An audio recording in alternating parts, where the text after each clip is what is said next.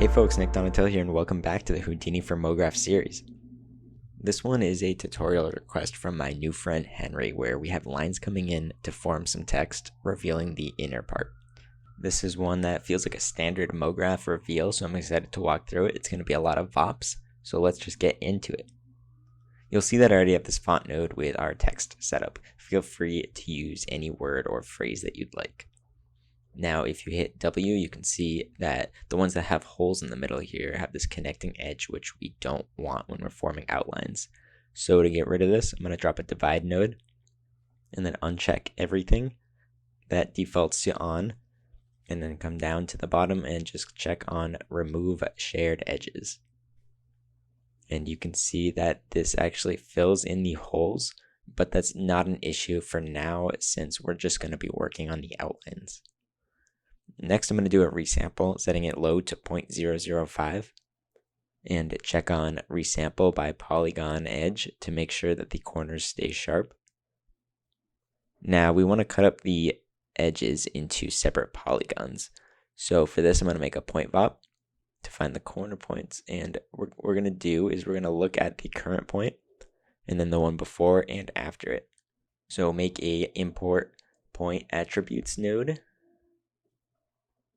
And we're going to change the first input and then make an add constant, attaching that to the pt_num, and alt drag that to copy this and just change it to -1 so that we get the previous.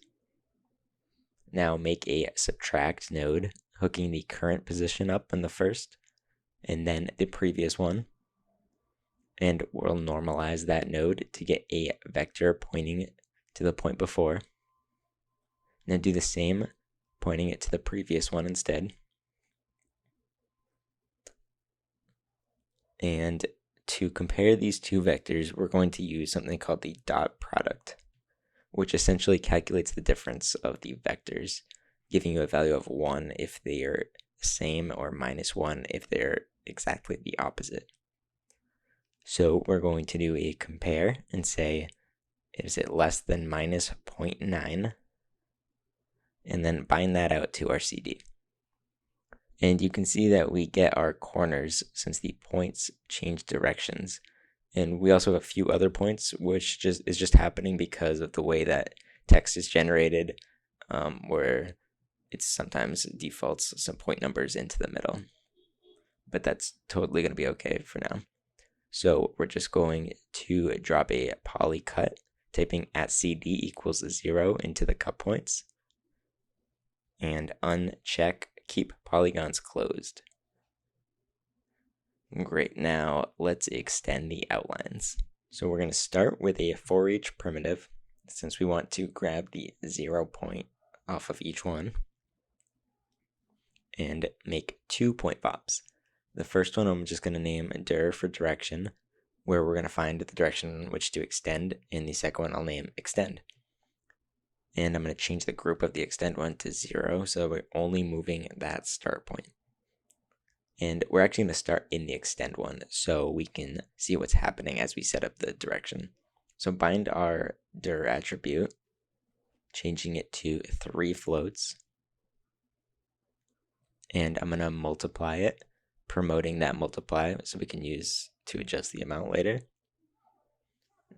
Next, do an import point attributes and grabbing the first input, and then just make a constant of 1 in the pt_num. And we're doing this so that we can extend it off of 0.1, not 0.0. That way we actually get straight lines. And then add these together and bind them out to the position. And on the outside, I'm going to change this mult to something like 8. And because we haven't set up that dir attribute, you're not seeing anything happen. So let's set that up. So in here, we're going to do 2 more import point attributes, which are set to the first input. The first one, I'm going to make a constant, setting it to 0 to get our start. And for the second one, I'm going to do a subtract constant and hook that up to the number of points so that we can find our last point.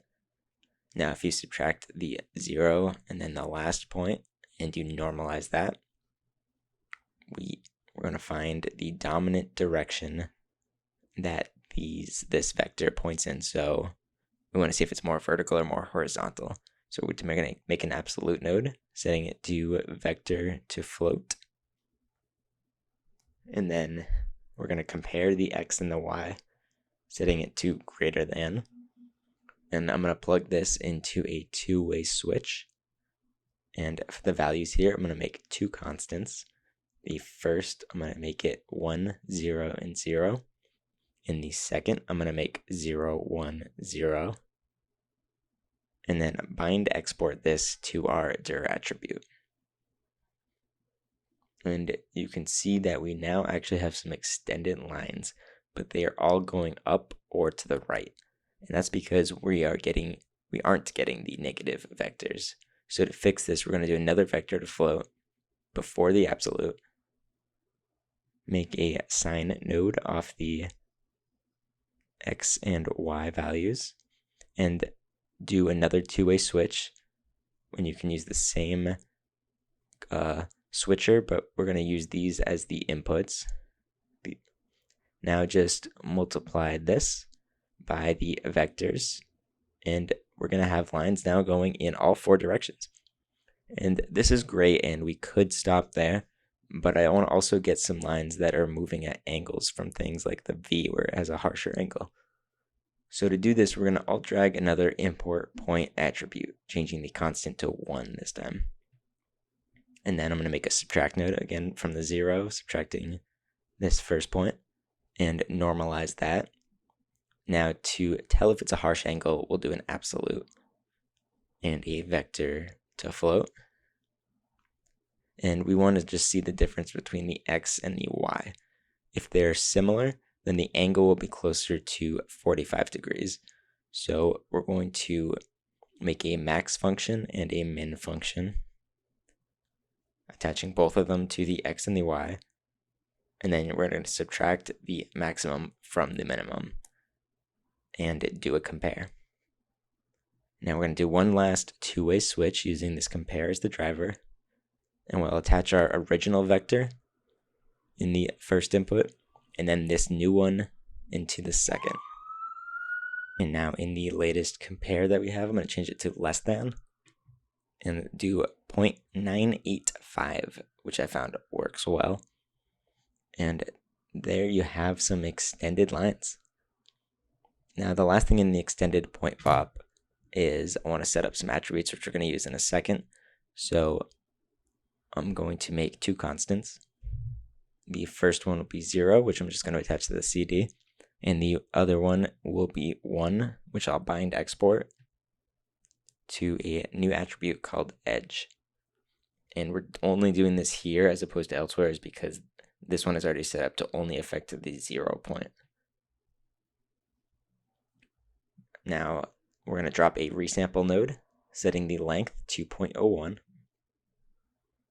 And then a UV texture, change it to rows and columns, and type to points to get our UV. And now make a point pop where we'll set up the growth. So do a vector to float on the UV, and then a compare. Now we're going to compare using the greater than function to a fit, and the fit will be attached to the frame.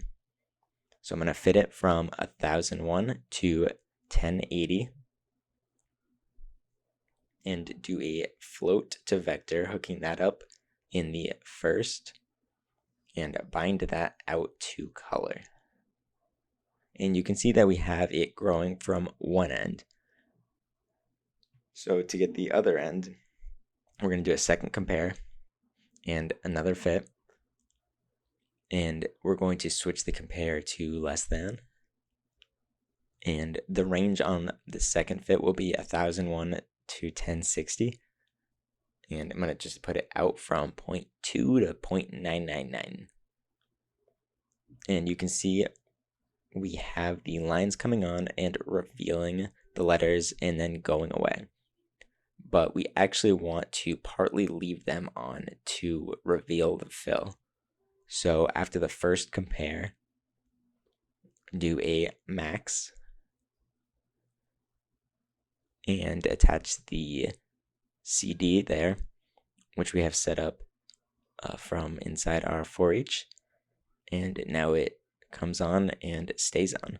Now that's great for the fill, but we actually want the outlines to go away, so we're going to drag that multiply out and attach it to the compare before the max, and now just plug that into the second input of the vector, and you can see that it goes away, and we'll be able to work with these. So finally, we're going to do 3 poly cuts. The first one we're going to type at cd.r equals 0. And this one is just cutting away the black points. And now on the second, we're going to do at cd.g equals 0, which will give us that line reveal that we set up. And now branching off of this first one, in the last poly cut, we're going to do at edge is greater than 0. And if you look at that, you can see that it only has the letters area, it doesn't have the further extended bits. So we can use this to reveal the original mesh that we made. Since the original type does not have much detail, we're going to do a remesh node, setting it to a length of 0.02, and then make a color node on the lines to make them just all white. And we'll make another color node after that remesh and just set it to all black. And now do an attribute transfer. And I'm going to change the distance to 0.05 and the blend to 0.1. Do a blast node, setting it to points, and type at cd equals 0. Now just drop a smooth node, turning it up to 50, and changing the boundaries to none. And in the constraint points, we're going to do at cd equals 1, and this is just going to smooth out the edges as it comes on. And now I'm going to merge this with our original lines and just drop a poly wire on the lines with a radius of 0.01. And there you have it. That's our letter reveal setup. To see some of the extra details that I added in the render, you can download the project files off of the link to the site below. As always, would love to hear from you guys in the comments if there's any effects you'd like to see in tutorials for. Hope you enjoyed this one, and until next time.